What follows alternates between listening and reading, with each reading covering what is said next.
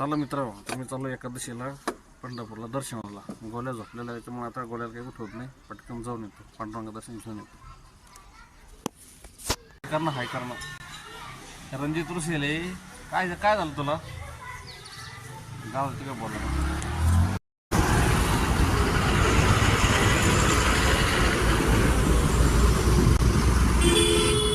त्यांना थोडी मदत केली, पुढलाच रस्ता.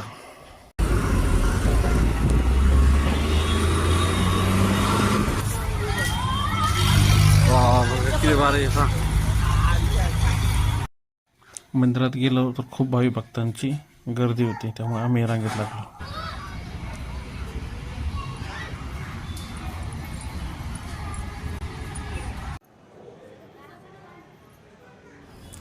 भगवान पांडुरंगाची मूर्ती पाहून मनाला खूप शांती आणि धन्य वाटते. पांडुरंगाचे खूप छान असे दर्शन झाले. दानपेटीमध्ये दान धर्म आम्हाला जमेल त्या पद्धतीने करून गणपती बाप्पाचे दर्शन घेतले आणि येणाऱ्या आयुष्यासाठी गणपती बाप्पाकडून आशीर्वाद मागितला.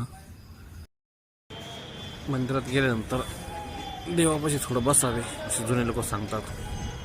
त्यानंतर तुम्हाला तर माहितीच आहे, महिला मंडळ म्हणल्यावर खरेदी.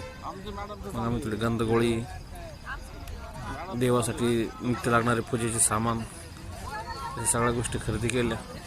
रणजितने पेढ्याला खूप मागणी केली, त्याला पेढा घेऊन दिला आणि रणजित खुश झाला, लगेच खाऊन पाहिलं.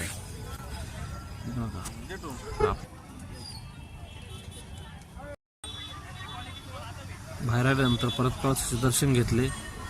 त्याच्यानंतर घरी देवघरामध्ये पूजेसाठी परत देवाबत्तीचे सामान ते पण खरेदी केलं. शेजारी शेवचिवडा दुकान होतं म्हणून थोडंसं शेवचिवडा सोबत घेतला. जुनी पद्धत आहे आपली, बाजारी गेले म्हणजे शेवचिवडा मजाच नाही. त्याच्यानंतर नवीन पद्धत पाणीपुरी आम्ही खाल्ली. हर्षला आलो नव्हता काही कारणास्तव, हर्षला पाणीपुरी सोबत घेतली आणि 100च्या स्पीडमध्ये पाणीपुरी बांधून दिली. आणि या लोकांकडनं खरंच शिकायसारखं आहे. हे लोक आहेत ना, अजिबात लाजत नाही. त्यामुळे मी घेतलेला पसारा घेतला, पटकन गाडीत टाकला आणि घराच्या दिशेने निघालो.